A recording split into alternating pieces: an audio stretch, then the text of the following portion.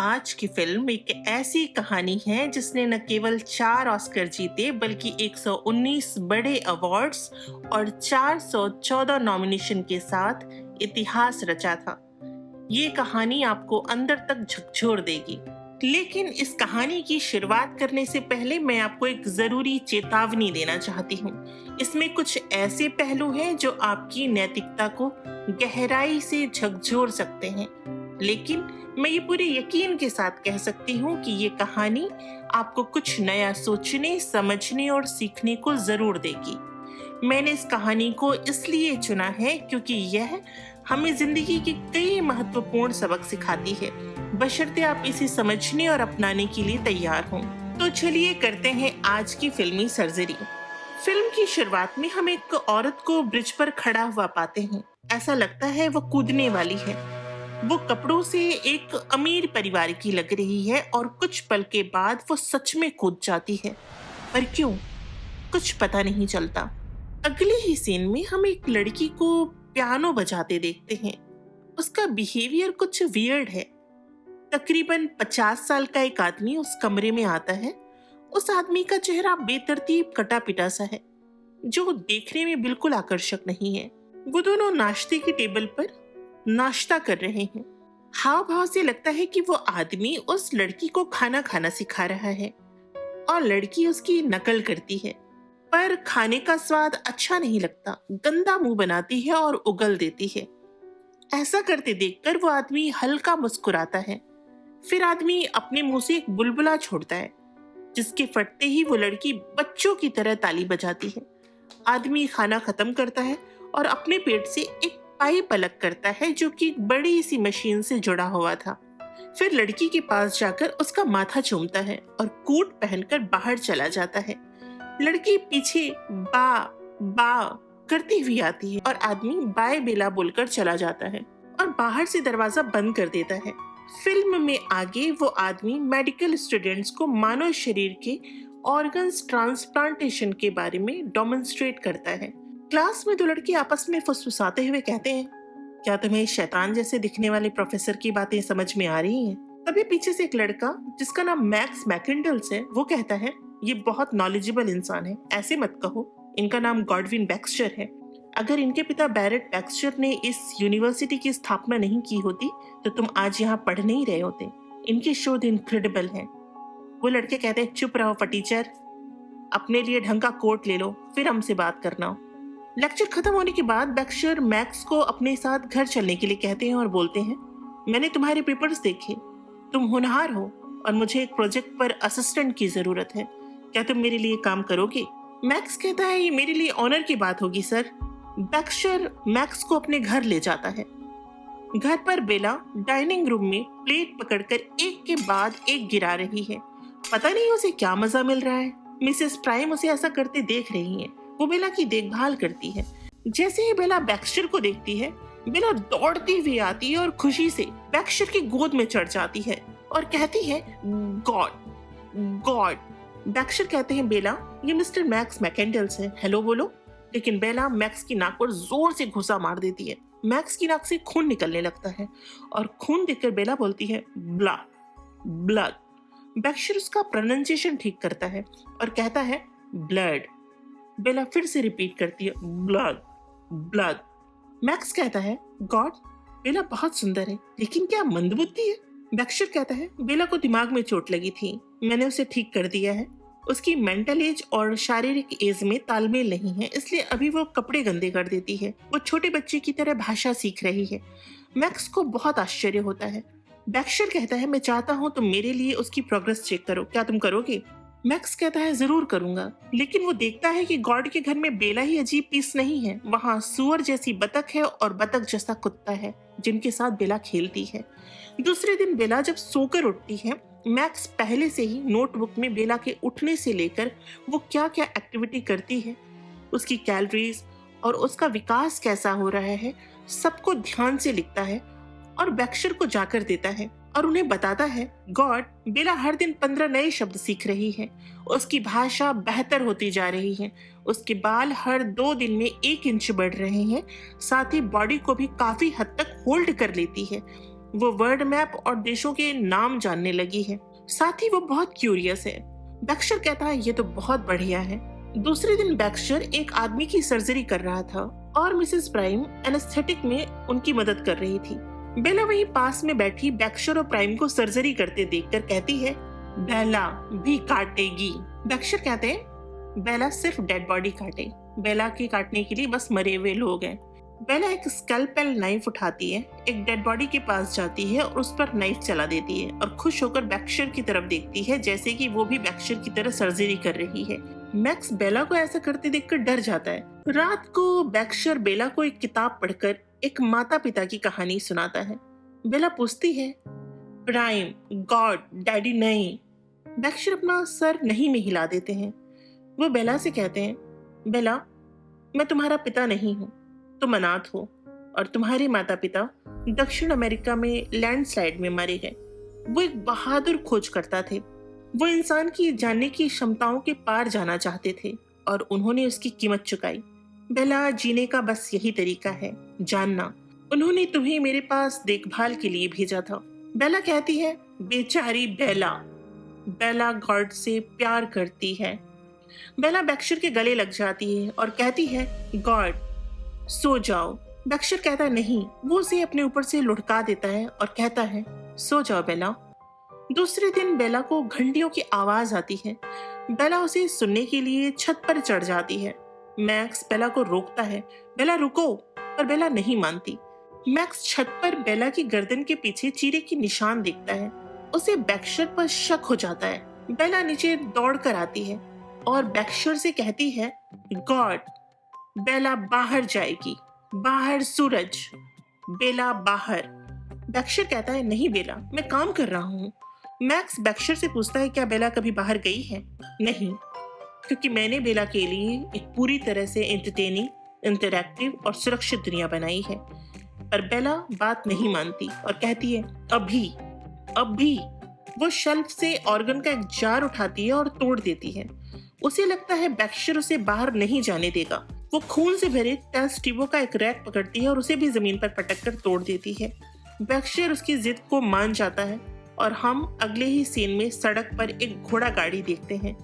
उसमें Baxter, max और बेला घूमने जा रहे हैं। बैक्स्टर कहते हैं, बेला, बाहर की बहुत सी चीजें तुम्हें मार सकती हैं, सांप, गाड़ियां, खतरनाक पक्षी, भूकंप, जहरीली घास के बीज। लेकिन जैसे ही वो जंगल वाले पार्क के सुनसान इलाके में पहुंचते हैं, बेला जोर से भागती है, नीचे गिरी पत्तियों में लौटती है। वो बैक्स्टर के हाथ को देखती है और कहती है, गॉड, आपके अंगूठे छोटे चपटे क्यों? बैक्स्टर कहता है, जब मैं छोटा था मेरे पिता ने मेरे अंगूठे को एक छोटे से लोहे के डिब्बे में पिन करके ये देखने के लिए रखा था कि क्या वे हड्डियों के विकास चक्र को धीमा कर सकते हैं। खैर, दर्द इतना ज्यादा था कि मैं खुद को रोने से रोक नहीं पाया और मैं अपनी दूसरी उंगलियों को देखने लगा। जब वो घर आए तो उन्हें आश्चर्य हुआ कि मैं मुस्कुरा रहा था। बैक्स्टर कहते हैं, मेरे पिता अपरंपरागत दिमाग के आदमी थे। उन्होंने भावनाओं से पहले विज्ञान और ज्ञान को रखा। ये बातें कहते हुए हम बैक्स्टर की आंखों में उसके पिता के लिए सम्मान देख सकते हैं। दोस्तों, कुछ लोग दुनिया को बेहतर करने के लिए बहुत ऊंची कीमत चुकाते हैं। वो अपने दर्द, अपने रिश्तों की परवाह नहीं करते। सामाजिक लोग ऐसे लोगों की जिंदगी से लाभ तो ले लेते हैं, लेकिन उनको पागल कहते हैं। कुछ देर बाद बैक्स्टर कुछ लोगों को अपनी ओर आते देखता है। वो कहता है, अब चलो बेला, जाने का समय हो गया है। तूफान का बहाना बनाता है और बेला को साथ लेकर गाड़ी की ओर बढ़ता है। मैक्स पूछता है, आप बेला को इतना डरा क्यों रहे हैं? बैक्स्टर मैक्स से कहते हैं, मैक्स, बेला एक प्रयोग है और मुझे परिस्थितियों को नियंत्रित करना होगा, नहीं तो हमारे परिणाम प्योर नहीं होंगे। रास्ते में बेला को एक आदमी आइसक्रीम बेचता हुआ दिखाई देता है। बेला की आंखें खुशी से चौड़ी हो जाती हैं। बेला कहती है, बेला आइसक्रीम में चलना चाहती है। बैक्स्टर कहता है, नहीं बेला, मेरा चेहरा अच्छा नहीं है। लोग गॉड से डरते हैं, गॉड पर हंसते हैं। बेला कहती है, गॉड प्यारा, गॉड लवली, बिल्कुल कुत्ते जैसा। Hook hook. गाड़ी आगे बढ़ जाती है और बेला चिल्लाना चालू कर देती है, हाइपर हो जाती है, बैक्स्टर को मारती है। बैक्स्टर क्लोरोफॉर्म से भीगा हुआ एक कपड़ा निकालता है और बेला की नाक पर लगा देता है। बेला बेहोश हो जाती है। वो उसके गाल को धीरे से सहलाता है और कहता है, माफ कर दो बेला, घर पहुंचकर बड़ी मुश्किल से मैक्स बेला को उसके कमरे में ले जाता है। मैक्स को बेक्शर का बेला को क्लोरोफॉर्म से बेहोश करना अच्छा नहीं लगता। उसको बेक्शर पर पहले से ही शक था, क्योंकि उसने बेला के गर्दन के पीछे निशान देखा था। इसलिए वो सीधे फाइलिंग कैबिनेट में बेला की फाइल ढूंढता है और उसे मिल जाती है। उसमें वो कुछ डायग्राम्स देखता है, उन्हें गौर से देखता है, जिसमें एक बच्चे के बारे में नोट्स में लिखा होता है। और तभी बेक्शर आ जाता है। मैक्स पूछता है, आपने बेला के साथ क्या किया है? आप मुझे बता रहे हैं या मैं पुलिस के पास जाऊं? बेक्शर कहता है, मैक्स मुझे कोई डर नहीं, क्योंकि मैंने कुछ गलत नहीं किया है। तुम जानना चाहते हो तो सुनो।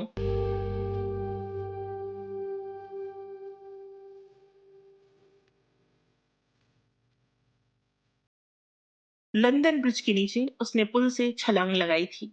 मुझे मरी हुई हालत में ब्रिज के नीचे मिली। उस समय वो गर्भवती थी और उसका बच्चा जिंदा था। मैक्स ने पूछा, फिर आपने क्या किया?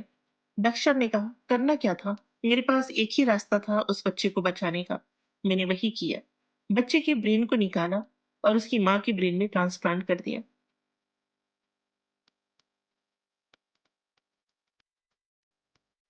और उसे नाम दिया बेला बैक्शर। मैक्स कहता है, अविश्वसनीय, मुझे यकीन नहीं हो रहा। क्या वो अपने बारे में जानती है? क्या आपने उसके बारे में जानने की कोशिश की? नहीं, नहीं की। हमारे देश में ईसाइयत चलती है मैक्स। अपनी जान लेना पागलपन और अपराध माना जाता है। मैं उसकी किस्मत का फैसला करने वाला कौन हूँ? क्या तुम चाहते हो बेला खराब पागल खानों या जेलों में रहे? क्या तुम चाहोगे कि दुनिया में बेला ना हो? मैक्स को अपने ऊपर बड़ी ग्लानि महसूस होती है। उसे लगता है उसने फालतू में बेक्शर पर शक किया, इसलिए वो पूरी ईमानदारी से काम करने लगता है। एक दिन बेला मिसेस प्राइम से कहती है, मैंने खुश रहने का तरीका ढूंढ लिया है। आप दिन भर मुंह बिगाड़ के रखती हैं, वो तरीका मैं आपको बताऊंगी। बेला मिसेस प्राइम को गलत तरीके से टच करती हैं। उसकी हरकत देखकर मिसेस प्राइम दंग हो जाती हैं और तभी मैक्स आ जाता है। वो कहती हैं, ये बीमार है। मैक्स जान जाता है कि बेला फिजिकली एक्टिव हो गई है और वो फिजिकली अट्रैक्टेड है। वो बेला से कहता है, बेला सभ्य समाज में ऐसा नहीं करते। बेला उस टाइम के लिए मान जाती है। रात को मैक्स बेक्शर के साथ खाना खा रहा होता है। मैक्स वहां रखी मशीनों के बारे में पूछता है। बेक्शर बताता है, मेरे पिता ने मेरी ऑक्सिनेटिक और पाइलोरिक ग्रंथियां निकाल दी हैं, इसलिए मुझे अपना गैस्ट्रिक जूस खुद बनाना पड़ता है। बेक्शर कहता है, मुझे लगता है तुम्हारे और बेला के बीच प्यार है। मैंने तुम्हें साथ में खुश देखा है। तुम्हें उससे शादी कर लेनी चाहिए। मुझे लगता है शायद वो भी तुम्हें प्यार करती है। मैक्स कहता है, हाँ मुझे उससे प्यार है, लेकिन मैंने सोचा आप बेला को अपने शारीरिक स्वार्थ के लिए पाल रहे हैं। बेक्शर कहता है, मैक्स मेरी फिजिकल रिस्पॉन्स इतनी कॉम्प्लेक्स है कि उसको एक्टिव करने के लिए लंदन जितनी बिजली देनी पड़ेगी। मेरी पैटर्नल फीलिंग्स मेरी किसी भी अन्य विचार से ज्यादा मजबूत है और मैं उसके साथ केवल उसकी देखभाल के लिए और मार्गदर्शन के लिए हूँ, न ही किसी स्वार्थी मकसद। मैक्स को बुरा लगता है कि उसने बेक्शर को बहुत बुरा समझा। वो कहता है, गॉड मुझे माफ कर दीजिए। बेक्शर कहता है, तुमको माफी मांगने की जरूरत नहीं है, क्योंकि हम ह्यूमंस हैं। हम में हर तरीके की इमोशंस होते हैं, पर ये हम पर निर्भर करता है कि हम क्या होना चाहते हैं। उसके बाद मैक्स बेला के पास जाता है और कहता है, मैं तुमसे शादी करना चाहता हूँ। बेला कहती है, ओह चलो एक दूसरे को छूते हैं। मैक्स कहता है, नहीं बेला तुम खास हो, जब हम शादी करेंगे तब। बेला अपने बेडरूम में खिड़कियों की तरफ देखती है, उन पर लगे ताले देखती है। वो खिड़की पर मुक्का मारती है, गुर्राती है। खिड़कियों पर ताले बेक्शर ने लगवाए हैं, क्योंकि बेक्शर को डर है कि बेला अकेले बाहर न चली जाए। दूसरी ओर मैक्स बेक्शर के पास जाकर कहता है, मैंने बेला से बात की है, वो शादी के लिए तैयार है। बेक्शर कहता है, लेकिन मेरी एक शर्त है, तुम्हें हमेशा मेरे साथ रहना होगा और मैं एक कानूनी समझौता तैयार कराऊंगा। मैक्स कहता है, मुझे कोई समस्या नहीं है, मैं खुद सारा जीवन आपके साथ काम करते हुए बिताना चाहता हूँ। उसके बाद बेक्शर लॉयर डंकन से एक कॉन्ट्रैक्ट बनवाता है, जिसके तहत बेला शादी के बाद हमेशा यहीं रहेगी। डंकन कहता है, इस तरह के बॉन्ड की गारंटी देने वाली महिला बहुत इंटरेस्टिंग होगी। डंकन वॉशरूम का बहाना करके बेला के बेडरूम में पहुंच जाता है। वो अलमारी से बुलबुले निकलते हुए देखता है और बेला की हैट उठा लेता है। डंकन कहता है, हेलो मिस बेला बैक्स्टर। बेला कहती है, गुड आफ्टरनून विजिटिंग मैन। तुम कौन हो? मैं हूँ डंकन बैडबर्न। बेला पूछती है, क्या तुम्हें मेरी हैट चाहिए? डंकन हैट पहन लेता है और कहता है, क्या ये मुझे सूट करेगी? बेला उसको ऐसा करते देखकर ताली बजाती है। डंकन कहता है, मुझे इस लेडी से मिलना था जो शादी के लिए ऐसे कॉन्ट्रैक्ट पर साइन करेगी जो उसे कैद कर लेगी। बेला कहती है, तुम्हारा क्या मतलब है? डंकन कहता है, तुम यहाँ रहोगी मिस्टर मैक्स, और बैक्शर के साथ विदेश यात्रा भी करोगी, लेकिन शहर से बाहर नहीं जाओगी। बेला कहती है, गॉड मुझे प्यार करते हैं। डंकन बेला को गलत इरादे से छूता है। बेला पूछती है, तुम मुझे क्यों छू रहे हो? डंकन कहता है, मैं चेक कर रहा हूँ कि तुम क्या असली हो। बेला डंकन को छूने देती है, उसे प्लेजर का अनुभव होता है। डंकन बेला को बताता है, मैं शुक्रवार को लिस्बन जा रहा हूँ, मैं चाहता हूँ तुम मेरे साथ चलो। बेला आश्चर्य से पूछती है, पुर्तगाल का लिस्बन? लेकिन गॉड ऐसा कभी नहीं होने देंगे। डंकन कहता है, इसीलिए तो मैं उससे नहीं पूछ रहा हूँ, मैं तुमसे पूछ रहा हूँ। बेला कहती है, मुझे लगता है बेला तुम्हारे साथ सुरक्षित नहीं है। डंकन कहता है, तुम बिल्कुल भी सुरक्षित नहीं हो। बेला के पैरों को टच करता है। बेला को डंकन की बातें और उसका स्पर्श रोमांचित करता है, इसलिए वो डंकन के साथ जाना चाहती है। इसलिए वो बैक्शर के पास जाती है। उस समय बैक्शर एक ट्रे पर दिमाग की जांच कर रहे थे। बेला जाते ही कहती है, गॉड, मैं आपको एक बात बताना चाहती हूँ। आज आधी रात को चुपके से मैं डंकन बैडोबन नामक एक आदमी के साथ भाग जाऊंगी। बैक्शर कहता है, क्या? बेला कहती है, क्या गॉड मुझे जाने से रोकना चाहेंगे?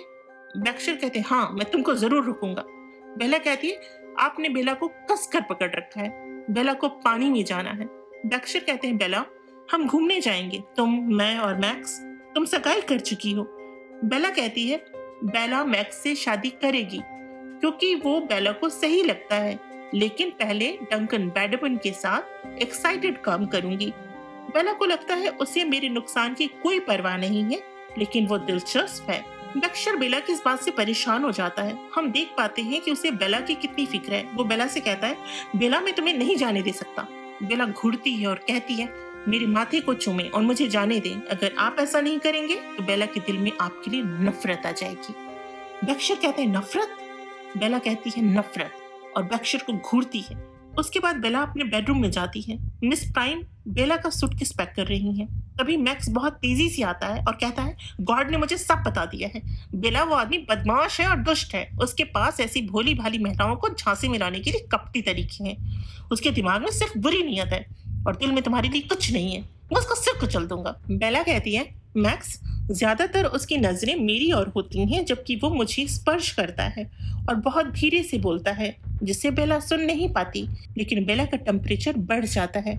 मैक्स बेला की बात सुनकर गुस्से से लाल हो जाता है और उसे घूरता है और कहता है, जीसस बेला, हमारी सगाई हो चुकी है, मैं तुमसे प्यार करता हूँ, ये नहीं चलेगा, ये नहीं हो सकता। वो अपना कोट उतार देता है। मैं खुद इस आदमी को देखूंगा और उसे तब तक पीटूंगा जब तक उसका चेहरा खून और हड्डियों का दलिया न बना दूं। बेला कहती है, जब बेला वापस आएगी तो तुमसे शादी करेगी।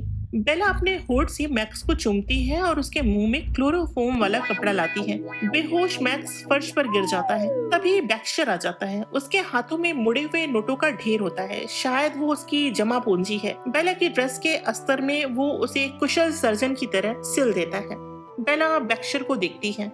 बैक्शर बेला के पास आता है, उसे गले लगाता है और फिर कमरे से बाहर चला जाता है। बेला चली जाती है। बैक्शर बेला के जाने से बहुत दुखी है। जब मैक्स को होश आता है तो वो भी बहुत नाराज होता है कि आपने बेला को क्यों जाने दिया। बैक्शर कहता है, क्योंकि मैं चाहता हूँ बेला स्वतंत्र जी। मैक्स, हम विज्ञान के लोग हैं, ये भावुकता हमारे लिए नहीं है। लेकिन हम देख सकते हैं बैक्शर बेला के जाने से बहुत दुखी है। मैक्स भी हताश होकर गॉड के बगल में लेट जाता है। दूसरी ओर बेला डंकन के साथ होती है। डंकन बेला से कहता है, तुम खूबसूरत महिला हो। बेला कहती है, मिस प्राइम ने कहा कि तुम भेड़िए हो और तुम्हारे शरीर पर 100 महिलाओं की खुशबू है। वो हल्का हंसता है और फिर कहता है, मिसेस प्राइम मुझे कम आंकती है। बेला, तुम मेरे प्यार में मत पड़ जाना, क्योंकि मैं उड़ती चिड़िया हूँ और पिंजरे के लिए नहीं बना हूँ। डंकन बेला के साथ होता है और उसके साथ फिजिकली इंटरैक्ट करता है। बेला बहुत अच्छा महसूस करती है और डंकन से पूछती है, जंपिंग बहुत अच्छी है, हम दिन भर क्यों नहीं करते? डंकन कहता है, हम 3 बार जंपिंग कर चुकी हैं। बेला पूछती है, क्या आदमी की लिमिट्स होती है? मतलब मर्द वीक होते हैं? डंकन कहता है, हाँ, एक तरीके से होते हैं। ऐसा कहकर डंकन सो जाता है। उसके खर्राटे पूरे कमरे में गूंजते हैं। बेला को नींद नहीं आती, बल्कि वो अकेले ही घूमने निकल जाती है और वो बहुत सारे पुर्तगाली टार्ट्स जी भर के खाती है, जिसको डंकन ने 1 से ज्यादा खाने के लिए मना किया था। उसके बाद बेला को एक गायिका की आवाज आती है जो प्रेम गीत गा रही थी। और उस गाने को सुनकर बेला की आंख से आंसू बहने लगते हैं। कुछ देर बाद दो प्रेमी को आपस में लड़ते देखती है। लड़की लड़के को थप्पड़ मार देती है। बेला चौंक जाती है। वो डंकन के पास वापस आ जाती है। डंकन कमरे में उत्तेजित सा बेला का इंतजार कर रहा था। बेला आती है और डंकन से कहती है, good evening mister Duncan Wedderburn. Duncan कहता है, बेला तुम कहाँ गायब हो गई थी? बेला कहती है, मैं गायब नहीं हुई थी, कोई भी बस यूं ही गायब नहीं हो सकता। क्या हो सकता है? डंकन कहता है, नहीं बेला। डंकन बेला की समझदारी और जिज्ञासा से भरे सवालों से परेशान हो जाता है और बगले झांकने लगता है। फिर बेला से कहता है, मेरे बिना बाहर जाना खतरनाक है। बेला कहती है, मेरे अंदर खोजकर्ता का खून है। मैं एडवेंचर के लिए बाहर गई थी। मुझे पता चल गया है कि एडवेंचर कुछ और नहीं है, मिठास और हिंसा का संगम है। लेकिन बेला रास्ता भूल गई। मैंने डिसाइड किया मैं शोर की ओर चलूंगी और मैं यहाँ आ गई। लेकिन ये बेला के लिए आश्चर्य की बात है। अब बेला को लेटना चाहिए और मिस्टर डंकन वेदरबर्न तुमको जंपिंग करनी चाहिए। वो सिर हिलाता है। शाम को डंकन और बेला परिवारों और जोड़ों से भरे एक रेस्टोरेंट में जाते हैं। वो एक जोड़े के साथ खाना खाते हैं। तभी बेला मुंह में खाना भरकर उसे वापस प्लेट में उगल देती है। डंकन बेला को इशारे से रोकता है, लेकिन बेला कहती है, बेला को खाना बेस्वाद लगता है। बेला उसे अपने मुंह में क्यों रखे? बेला को इस बच्चे की रोने की आवाज परेशान कर रही है। अब बेला उसे एक पंच मार कर आएगी, लेकिन डंकन बेला की कलाई भींच लेता है और उसे साइड में ले जाता है और कहता है, तुम्हें लोगों के बीच बिहेव करना नहीं आता। बेला डंकन को थप्पड़ मार देती है। तभी एक औरत आती है और बेला को देखकर कहती है, विक्टोरिया वेलिंगस्टन, मैंने आपको कई सालों से नहीं देखा। बेला कहती है, मैं बेला बैक्सटर हूँ, अजीब पंख वाली महिला। वो औरत कहती है, मैं तुम्हें भूल नहीं सकती, तुम विक्टोरिया ही हो, और वो चली जाती है। डंकन सारी बातों को गौर से सुनता है पर रिएक्ट नहीं करता। उसके बाद बेला उठती है, डांस फ्लोर पर जाती है और अकेले ही आजाद झूमती हुई डांस करने लगती है।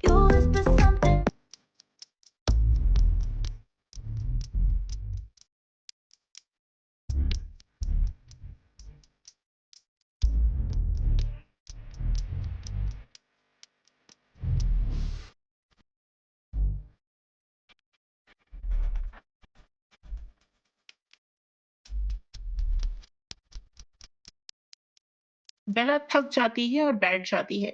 बेला आंख मारती है। डंकन बेला की ओर दिखता है, कहता है, तुम क्या कर रही हो? बेला कहती है, मैं उस आदमी के साथ अखियों से गोली मारने वाला गेम खेल रही हूँ। डंकन उठता है और बोलता है, अभी देखता हूँ इस गोविंदा की औलाद को, मेरी रवीना टंडन के साथ पेच लड़ाएगा। और उस आदमी से झगड़ा करता है और उसके सर पर कांच का ग्लास दे मारता है। अगले दृश्य में डंकन बेला से पूछता है, तुम्हारी जांघों पर ये ड्राइंग किसने बनाई है?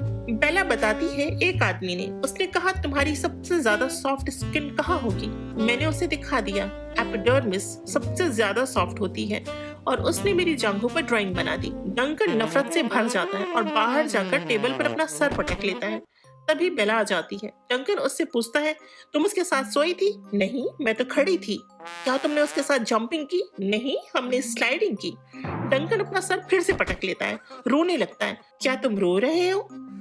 तुम बहुत कंफ्यूज आदमी हो, तुम्हारी फीलिंग्स बहुत कॉम्प्लिकेटेड है, डंकन वेदरबर्न। अगली सुबह जब बेला सोकर उठती है तो डंकन बेला से कहता है, मैं तुम्हारी एडवेंचरस स्पिरिट का सम्मान नहीं कर पाया। मैं तुम्हें अब एक सरप्राइज देना चाहता हूँ, तो चलो फिर आ जाओ। बेला जब ट्रंक से बाहर निकलती है तो हैरान होती है। क्या तुमने होटल बदल दिया है? क्या हम बोट पर हैं? अब आ जाओ स्वीटी, मजे करते हैं। और हमारे मजे में खलल डालने वाला दूर दूर तक कोई नहीं है। बेला उसे घूरती है और बाथरूम में जाकर दरवाजा बंद कर लेती है। उसे लगता है डंकन ने उसकी आजादी छीन ली है। वो दरवाजा नहीं खोलती और जब आधी रात के बाद डंकन सो जाता है, बेला बाथरूम से बाहर निकलती है और पूरे शिप को एक एक्साइटेड बच्चे की तरह एक्सप्लोर करती है और थक कर सो जाती है। सुबह डंकन बेला से कहता है, मुझे पता है तुम नाराज हो, मुझे माफ कर दो, मैं तुम्हें किडनैप करके लाया। लेकिन वो एक रोमांटिक मजाक था, क्योंकि मैं तुमसे प्यार करता हूँ। क्या तुम मुझसे प्यार करती हो? बेला बोलती है, मुझे एविडेंस दो जहाँ मुझे यकीन हो जाए कि मैं भी तुम्हें प्यार करती हूँ। डंकन कहता है, प्यार महसूस करने की चीज है। बेला कहती है, गॉड कहते हैं एविडेंस के बिना यकीन मत करो। बेला गॉड को पोस्ट कार्ड लिख रही थी, उसकी इंक खत्म हो जाती है। मुझे एक इंक चाहिए। और डंकन कहता है, जैसा आप चाहें साहिबा, और दरवाजे की ओर चला जाता है। बेला शिप पर ही एक आकर्षक महिला मार्था को देखती है, उत्सुकता से उसके पास जाती है। हेलो दिलचस्प बुजुर्ग महिला, मुझे आपके बालों को छूना चाहिए। मार्था कहती है, मैंने भी तुम्हारे बाल देखे हैं, जो पारदर्शी चमकते अंडे पर रेशम की तरह है। वाओ, बेला को आपकी फैंसी शब्द एक्साइटेड कर रहे हैं। मार्था पूछती है, वो धर्मेंद्र जैसा दिखने वाला गबरू जवान तुम्हारे साथ है? बेला कहती है, डंकन बैडमैन, वो मेरे साथ जंपिंग जंपिंग करता है। एक टेरिफिक फीलिंग है और मुझे खुशी से चिल्लाने पर मजबूर कर देता है। लेकिन बेला उसे अब समंदर में फेंक देना चाहती है। क्या ये आदमी तुम्हारे शरीर पर जंपिंग जंपिंग करता है? अरे नहीं बेला, ये हैरी एस्ली है। मैं 20 साल से किसी के साथ बिस्तर पर नहीं सोई। बेला कहती है, ये तो भयानक है। नहीं, मुझे अब इस बात से ज्यादा फर्क नहीं पड़ता कि मेरी टांगों के बीच में क्या है। मुझे इस बात से ज्यादा फर्क पड़ता है कि मेरे कानों के बीच में क्या है। तभी हैरी कहता है, ये तो हताश तर्क है मार्था।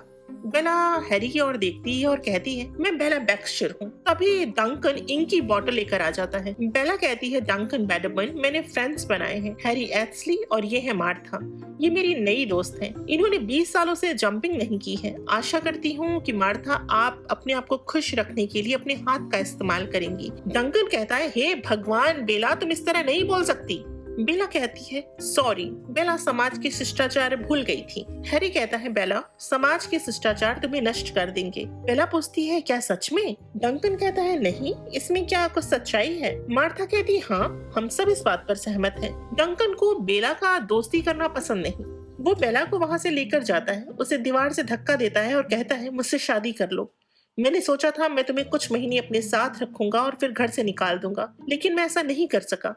किसी ने मेरा दिल नहीं जीता, तुमने जीता है। बेला कहती है, ये मुश्किल है क्योंकि मेरी सगाई मिस्टर मैक्स मैकेंडल से हो चुकी है। डंकन कहता है, क्या तुम मेरे साथ भाग आई हो? उसके बजाय तुमने मुझे चुना है। हाँ, लेकिन सिर्फ फन के लिए। वो मुझे लगता है मैं तुम्हें पानी में फेंक दूं।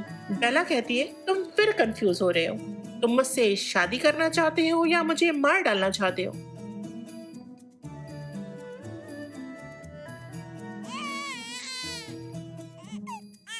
ओह, मैं जा रहा हूँ कसीनो। और वो चला जाता है। बेला धूप में मार्था और हैरी के साथ बैठकर किताबें पढ़ रही है और मार्था से पूछती है, इमर्शन पुरुषों के आत्म सुधार की बात करते हैं, वो महिलाओं को सलाह क्यों नहीं देते? शायद वो किसी महिला को नहीं जानते थे। मार्था कहती है, बेला, तुम्हें गोएथे को भी आजमाना चाहिए। तभी हैरी बोलता है, बेला, फिलॉसफी टाइम की बर्बादी है। बेला पूछती है, सच में? और बताओ। हैरी कहता है, बेला, तुम अनोखी हो। फिलॉसफी के माध्यम से लोग इस तथ्य से भागने की कोशिश कर रहे हैं कि मनुष्य क्रूर जानवर है। हम क्रूर ही पैदा होते हैं और क्रूर ही मर जाते हैं। मार्था कहती है, हैरी, तुम दुष्ट हो। फिलॉसफी से लोगों और समाज का सुधार किया जा सकता है। बेला कहती है, हाँ, सभी का लक्ष्य इम्प्रूव और प्रोग्रेस करना है और मैं ऐसा कर रही हूँ। हैरी, तुम्हारा पॉइंट ऑफ व्यू निराशाजनक है। डंकन तभी पास आता है। बेला, चलो हम अपने कैबिन में हवा लें। बेला, अब तुम हमेशा पढ़ती रहती हो। तुम अपनी बोलने की प्यारी शैली खोती जा रही हो। तुम बदल गई हो। हाँ, मैं एक परिवर्तनशील चैतन्य जीव हूँ। डंकन बेला के हाथों से किताब छीन लेता है। मार्था बेला को एक और किताब थमाती है। डंकन उसे भी फेंक देता है और गुस्से में एक कसीनो चला जाता है। जब डंकन वापस लौटता है तब भी बेला कैबिन में बैठकर किताब ही पढ़ रही। डंकन शराब के नशे में होता है। उसके आते ही बेला बोलती है, मुझे मार्था से मिलने जाना है। वो कहता है, सारी फसाद की जड़ मार्था है। मैं उस खुशबू से भरे मांस की दुकान को पानी में धक्का दे दूंगा। बेला कहती है, मैं तुम्हें चुनौती देती हूँ, तुम ऐसा करके दिखाओ। डंकन कैबिन से निकलकर डेक पर जाता है और पीछे पीछे बेला खिलखिलाते हुए आती है। हैरी रोकता है। डंकन कहता है, ये औरत बेला को बिगाड़ रही है, मैं इसे जान से मार दूंगा। मार्था कहती है, अद्भुत, मैंने कभी नहीं सोचा था मेरी इतने नाटकीय तरीके से जान ली जाएगी। आओ आओ। हैरी कहता है, सॉरी मिस्टर डंकन बैडमैन, मैंने किसी को मरने के लिए इतना उतावला नहीं देखा। आपको इंटरप्ट करने के लिए माफी चाहूंगा। आप जा सकते हैं।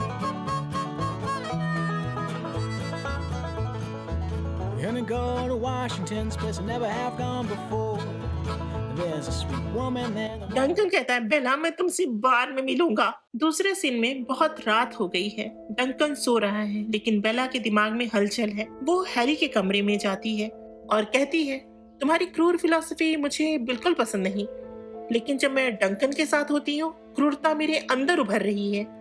और क्रूड थॉट्स मुझे सोने नहीं दे रहे। मैं खुद को इम्प्रूव करना चाहती हूँ। हैरी कहता है, तुम दुनिया को नहीं जानती। हम दुनिया से डरते हैं, पर मैं नहीं डरती। अगर नहीं डरती तो चलो। हैरी बेला को रोपवे से शिप के बाहर बंदरगाह के होटल में ले जाता है, जहां बेला को खाना खाते हुए रोने और दर्द से चीखने की आवाज आती है। बेला दौड़कर उस तरफ जाती है। महंगे होटल की दीवारों के बाहर नीचे एक झुग्गी बस्ती, गरीब हताश लोग, घायल कुत्तों के बीच लोग अपने बच्चों की लाशों पर रो रहे हैं। बेला उन लोगों को दर्द और गंदगी में देखकर भयभीत हो जाती है और हैरी से कहती है, हम उनकी मदद क्यों नहीं कर रहे हैं? हैरी कहता है, क्योंकि अगर हम वहां जाएंगे तो हमें रस्सी से बांध देंगे, लूट लेंगे, और अगर वे यहाँ होते और हम वहां होते तो वो भी हमारे साथ यही करते। यही इंसान की सच्चाई है। बेला उन लोगों की मदद के लिए दौड़ती है, रोती है, चीखती है।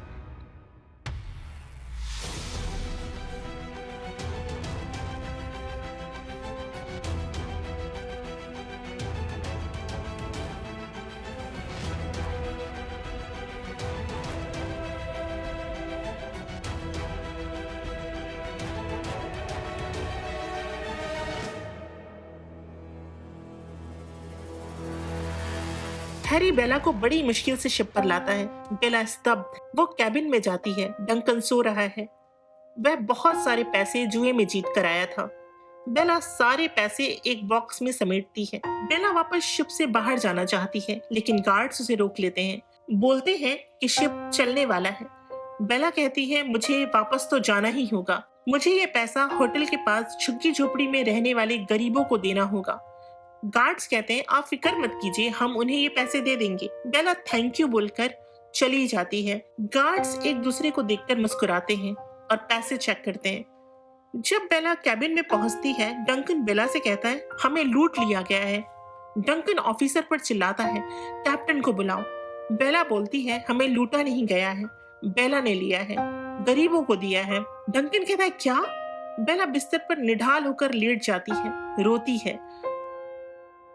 डंकन बैडबर्न, मैं बहुत थक गई हूँ। मैंने आज जो देखा है उसने मेरी आत्मा को तोड़ा है, मरोड़ा है और काट पीट दिया है। पैसा या उसकी कमी होना एक बीमारी है। मेरे पास कुछ नहीं है उनकी मदद करने के लिए, और मैं पंखों वाले बिस्तर पर लेटी हूँ, जबकि मरे हुए बच्चे गड्ढे में पड़े हैं। डंकन आश्चर्य से उसे देखता रहता है। तभी प्रबंधक कहता है, आपके पास बिल चुकाने के लिए पैसे नहीं हैं, तो हम आपको अगले बंदरगाह पर उतार देंगे। बेला शिप से उतरने से पहले हैरी से आखिरी बार मिलती है। तुम्हारा हाथ कैसा है? हाथ अब ठीक है, लेकिन आई एम सॉरी, मैंने तुम्हें जानबूझकर चोट पहुंचाने की कोशिश की है। बेला कहती है, but I am not sorry, क्योंकि अगर मैं दुनिया को जान लूंगी तो मैं इसे सुधार लूंगी। हैरी कहता है, यही तो रियल पॉइंट है बेला, ऐसा नहीं हो सकता। सामाजिकता, धार्मिकता, पूंजीवाद एक झूठ है। सच यही है कि इंसान क्रूर ही पैदा होता है और क्रूर ही मर जाता है। सच को पहचान लो और अपनी रक्षा खुद करो। बेला कहती है, शायद मैं अब तुम्हें जानने लगी हूँ हैरी। तुम उस बच्चे की तरह हो जो इस दुनिया का दर्द बर्दाश्त नहीं कर पाया और उसका दिल टूट गया। Bye Harry. डंकन और बेला को पेरिस में उतार दिया जाता है। बेला कहती है, डंकन, पेरिस अच्छी जगह है। डंकन कहता है, लेकिन हमारे पास पैसे नहीं हैं और तुम बेवकूफ और लापरवाह हो। बेला कहती है, हाँ, पर ये एक कमाल की चीज होगी। हमें इसे एक एक्सपेरिमेंट की तरह लेना चाहिए। पहले हम अमीर थे, लेकिन अब हमारे पास कुछ भी नहीं है। बकवास बंद करो। अच्छा ठीक है, तुम रुको, मैं कुछ इंतजाम करके आती हूँ। बेला चौराहे के उस पार एक होटल देखती है। तकरीबन 45 साल की एक औरत जिसका नाम स्वाइनी है उसे देखती है। बेला कहती है, गुड आफ्टरनून, क्या ये एक होटल है? स्वाइनी कहती है, ये होटल भी है और वैश्यालय भी है। बोलो ताजे अंग्रेजी गुलाब, हमारे पास कमरे हैं और काम भी। मैं हर घंटे का 10 फ्रैंक लेती हूँ। तुम खूबसूरत हो, तुम उनसे 30 फ्रैंक ले लेना। वो खुश, मैं खुश और तुम खुश और सब खुश। बेला कहती है, मैं समझी नहीं। लव अफेयर नहीं समझती? ये तो सबसे आसान तरीका है पैसे कमाने का। तभी स्वाइनी बेला की ओर इशारा करते हुए एक आदमी से कहती है, हेलो मिस्टर चैपल, आप क्या चाहेंगे? लंदन का ताजा गुलाब। स्वाइनी कहती है, कमरा नंबर 16 ले लो। बेला कहती है, इस समय मैं उलझन में हूँ। स्वाइनी कहती है, टाइम खराब मत करो, जाओ और अच्छे फ्रैंक बनाओ। बेला कहती है अच्छा, वो मुझे इसके लिए पैसे देगा? स्वाइनी कहती है हाँ, अगर तुम्हें पैसों की जरूरत हो। बेला कहती है मुझे पैसों की जरूरत है, चलो करते हैं। बेला अंदर जाती है और कुछ पैसे कमाकर चली आती है। बेला कुछ पैसों से एक्लेयर्स खरीदती है, खुद खाती है और डंकन को देती है और बताती है मुझे जंपिंग करने के लिए पैसे मिले हैं, हमारे पास पैसे नहीं थे। एक प्रयोग के तौर पर मुझे लगता है ये हमारे रिश्ते में मदद करेगा, तुम्हारी इससे मदद करके मेरा दिल खुश होता है। डंकन बेला की बात सुनकर गुस्से में भभकने लगता है और एक्लेयर्स फेंक देता है। तुम नर्क से भेजी गई एक राक्षसी हो जो मेरी आत्मा को टुकड़े टुकड़े कर देती है। तुम मेरे छोटे छोटे पापों की बड़ी सजा हो जो मुझे दुख देने आई हो। मुझे बर्बाद कर दो, मैं तुम्हें देखता हूँ, मुझे तुम में कुरूपता के अलावा कुछ नहीं दिखता। भद्दा, तुमने खुद को वैश्या बना लिया है, ये सबसे बुरी बात है जो एक महिला कर सकती है। बेला डंकन की बात सुनती है और कहती है हमें कभी शादी नहीं करनी चाहिए, मेरे प्रयोग में शायद दोष है, इसलिए मुझे एक क्षमा करने वाले पति की आवश्यकता है, तुम्हारी नहीं। हमारा एडवेंचर खत्म हो चुका है। वो अपने कपड़ों की सिलाई खोल देती है जो गॉड ने उसे पैसे दिए थे। मैं तुम्हें वापस लंदन जाने के लिए पैसे दूंगी। डंकन कहता है तुम्हारे पास पैसा था? बेला कहती है हाँ, इमरजेंसी सिचुएशन के लिए गॉड ने दिया था। डंकन अपना माथा पीट लेता है, इसे ही इमरजेंसी सिचुएशन कहते हैं जो पिछले एक हफ्ते से बनी हुई है। डंकन बेला के हाथ से सारा कैश छीन लेता है और भाग जाता है। बेला वापस वेश्यालय जाती है। मैडम स्वाइनी, मैंने अपनी स्थिति की जांच की है और पैसे की जरूरत है, इसलिए मैं आपके वेश्यालय में काम करना चाहती हूँ। इसके लिए मैं सिर्फ 20 मिनट दूंगी और बाकी समय मैं दुनिया को समझने और उसको सुधारा कैसे जा सकता है इसका अध्ययन करूंगी। स्वाइनी उसे देखकर मुस्कुराती है और कहती है एक महिला आजादी की राह पर आगे बढ़ रही है, कितना आनंददायक है। दिन बीतने लगते हैं। बेला को कई क्रूर मर्दों के साथ रहना पड़ता है, वो चाहे या न चाहे। वो विरोध भी करती है, मुझे भी चुनने का अधिकार चाहिए, लेकिन स्वाइनी कहती है कि पैसे के लिए करना होगा क्योंकि इन्हीं लोगों से पैसा आता है, इनके लिए महिलाओं की आजादी मायने नहीं रखती। बेला के सामने जिंदगी की क्रूर सच्चाई आ गई है। वो पूरी तरीके से मैच्योर हो गई है। उसकी एक सहेली भी है, टॉयनिटी, जो उसके साथ इंसानी शरीर की एनाटॉमी की पढ़ाई कर रही है। टॉयनिटी एक दिन बेला से कहती है तुम्हारे पेट पर स्कार्स हैं, तुम्हारा बच्चा है। बेला बताती है ये बच्चे का निशान नहीं है, एक एक्सीडेंट का निशान है। टॉयनिटी कहती है तुम मुझसे झूठ क्यों बोल रही हो बेला? नहीं, मैं कभी झूठ नहीं बोलती, मेरे गॉड ने मुझे यही बताया है। लेकिन बेला अपने शरीर की जांच करती है। वो खुद ह्यूमन एनाटॉमी की पढ़ाई कर रही है। वो अपने सवालों के जवाब चाहती है और एक दिन डंकन पागलों की तरह बेला के पास आता है। मैंने डिसाइड किया है, मैं तुम्हें माफ कर दूंगा, मैं तुमसे शादी करना चाहता हूँ। बेला कहती है घर जाओ डंकन, मैं तुम्हारे बारे में कुछ भी महसूस नहीं करती। डंकन बोलता है तुम्हारी ये सोच उस शैतान बैक्शर ने बनाई है, तुमने मुझे पागल कर दिया है, मेरे अंदर कुछ भी नहीं बचा है, तुमने मुझे बर्बाद कर दिया है, चूस लिया है, तुम एक वैश्या हो और कुछ नहीं। हाँ डंकन, मैं एक वैश्या हूँ, लेकिन इंसान का शरीर ही उसका संसाधन है। अब तुम चले जाओ। एक दिन बेला के पास लंदन से एक पोस्टकार्ड आता है। बैक्शर बेड पर है और बहुत सारे मेडिकल डिवाइसेस उसके इर्द गिर्द हैं। उसमें लिखा है रेस्ट इन पीस सून, जल्दी आ जाओ। बेला सब कुछ छोड़कर जाती है, लंदन पहुंचती है। उसके चेहरे पर आत्मविश्वास है। ये वो बेला नहीं है जो यहाँ से जाते वक्त थी। मिसेस प्राइम दरवाजा खोलती है और कहती है आ गई वैश्या। बेला मुस्कुराती है और अंदर चली जाती है। बैक्शर बेला को देखता है और कहता है बेला, तुम एक अद्भुत नजारा हो, एक अद्भुत नजारा। बेला कहती है आप मर नहीं सकते। बैक्शर कहता है मशीनों के आंकड़े कुछ और बता रहे हैं, मैंने तुम्हें मिस किया। बेला कहती है मैंने भी, मैं सिर्फ आपके लिए खुशियां ही लेकर नहीं आई हूँ, बल्कि कुछ कठिन सवाल भी लेकर आई हूँ। क्या मैं पूछ सकती हूँ? हाँ पूछो। क्या मेरा कोई बच्चा है? अगर है तो वो कहाँ है? बेला, टेक्निकल रूप से तुम ही वो बच्चा हो और उसकी माँ भी। तुम मरी हुई पुल के नीचे मिली थी, तुमको बचाने के लिए मुझे ये करना पड़ा। तुम मेरी क्रिएशन हो। बेला अपने ब्रेन ट्रांसप्लांट सर्जरी के डॉक्यूमेंट्स देखती है, उनको रीड करती है और उस पुल के नीचे जाती है जहाँ से उसकी माँ नीचे कूद गई थी। पर क्यों? उनके साथ क्या हुआ था जिसने उनको अपनी जान लेने पर मजबूर कर दिया? वो वहां से लौट आती है और मैक्स से पूछती है तुमने मुझे क्यों नहीं बताया?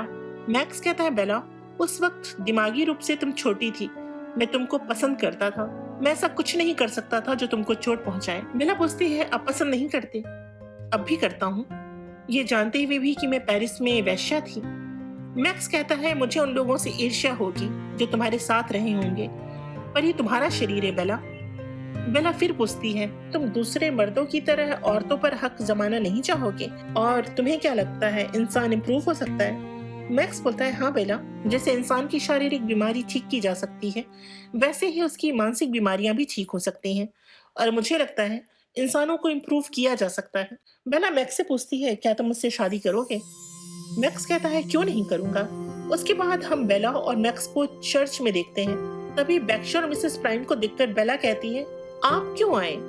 बैक्शर मुस्कुरा देता है और कहता है, मुझे तो आना ही था, मेरी बेला की शादी हो रही है, मैंने 5 मिलीग्राम से ज्यादा ड्रग लिया है जो कि मैं तुम्हारी शादी में खड़ा हो पाऊं एनर्जी के लिए। तभी प्रीस्ट कहते हैं, बेला बैक्स्टर, क्या तुम मैक्स को अपना हस्बैंड स्वीकार करती हो?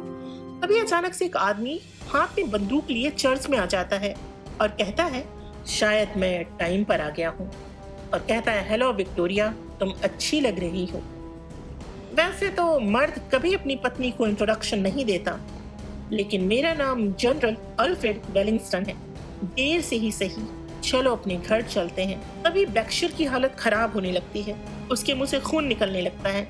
तभी डंकन अल्फ्रेड के पीछे से बोलता है, अल्फ्रेड, वो देखो, यही वो शैतान है जिसने इसे बनाया है।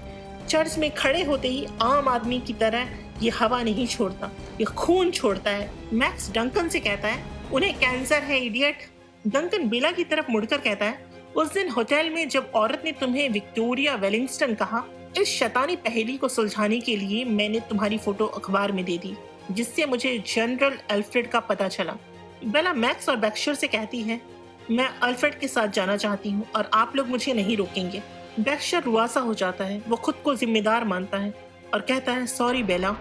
बेला अल्फ्रेड के साथ बैठकर उसके घर चली जाती है। शाम को दोनों डिनर कर रहे हैं। अल्फ्रेड बोलता है, मुझे खुशी है कि तुम वापस आ गई।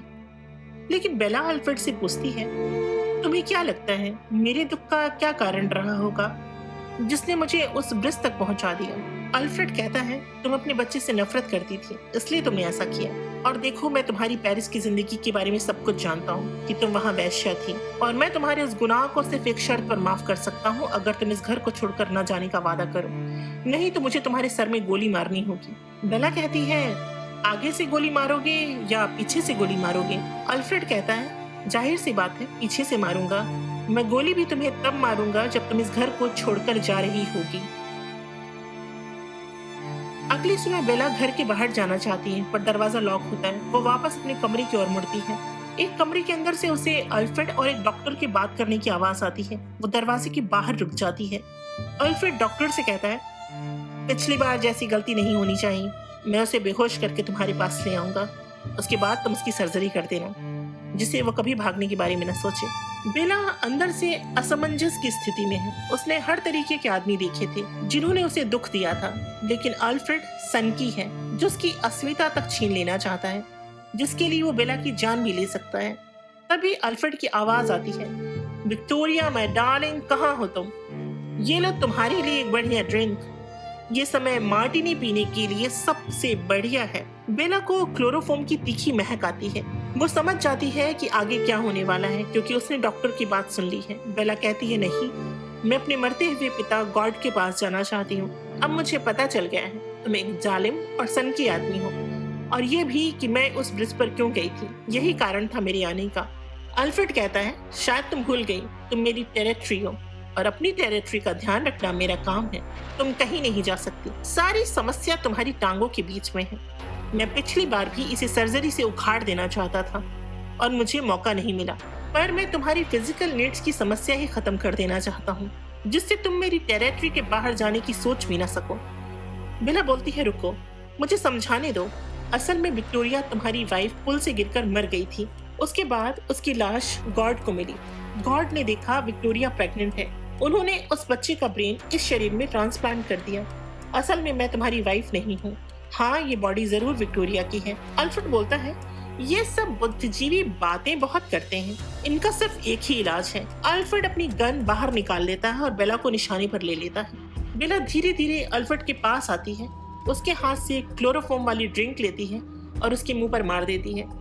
अल्फ्रेड शूट करता है, लेकिन गोली उसके पैर में लग जाती है और वो नीचे गिर जाता है। उसके बाद हम देखते हैं बेला उसे घसीटते हुए अपने घर ले जाती है। गोली लगने से उसके शरीर का खून बह रहा था। वो मैक्स को आवाज देती है और कहती है, हमें इसका इलाज करना होगा मैक्स। मैक्स कहता है, ये ठीक होने के बाद तुम्हें नुकसान पहुंचाएगा। बेला कहती है, इसकी बुलेट निकालो। मैक्स बुलेट निकाल देता है। तब तक बेला अपने ब्रेन ट्रांसप्लांट की फाइल लेकर आती है। सर्जरी रूम में है बेला, मैक्स, अल्फ्रेड और एक बकरी। उसके बाद बेला गॉड के पास जाती है, उनकी छाती पर लगकर लेट जाती है। बेला, तुम लौट आई? हाँ डैडी, वो किसी और की कहानी थी, मैं अब सब जान गई हूँ। मैक्स भी आकर गॉड की छाती पर आकर लेट जाता है। बैक्शर कहता है, मेरे पिता ने शरीर को समझने के लिए मुझे उपकरण समझा और मैं कुरूप होता चला गया। उनकी हर सर्जरी में मैं अपने ऑर्गन्स खोता चला गया। मुझे इसका दुख नहीं है। बेला, सब लोग मुझे देखकर डरते थे, मेरा मजाक उड़ाते थे, मेरा कोई अपना नहीं था। तुम पहली थी जो मुझसे नहीं डरी। तुमने मुझे प्यार किया और अब सब ठीक है। गॉड बेला के सर को चूम लेते हैं और अपनी आखिरी सांस अपने बच्चों को गले से लगाए हुए लेते हैं। उनका दिल अब शांत हो चुका है।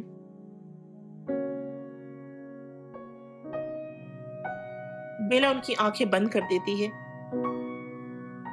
फिल्म के अंतिम दृश्य में हम बेला और ट्राइनिटी को एक किताब पढ़ते देखते हैं।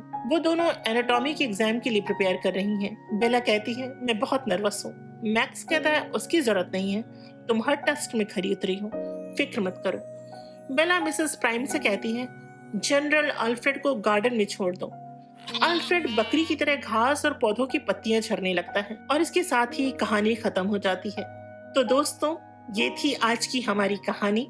इस फिल्म से मैंने सीखा, इंसान सिर्फ इमोशन का पुलिंदा नहीं होता। अगर वो खुद को ओछी सामाजिक वर्जनाओं से सीमित ना करे और एक साइंटिफिक अप्रोच रखे, तो जिंदगी के हर मोड़ पर अपने जीवन को बेहतर बना सकता है। आपका क्या मानना है, हमें जरूर बताएं। मिलते हैं अपनी अगली एक्सप्लेनेशन में। तब तक के लिए विदा दीजिए। नमस्कार।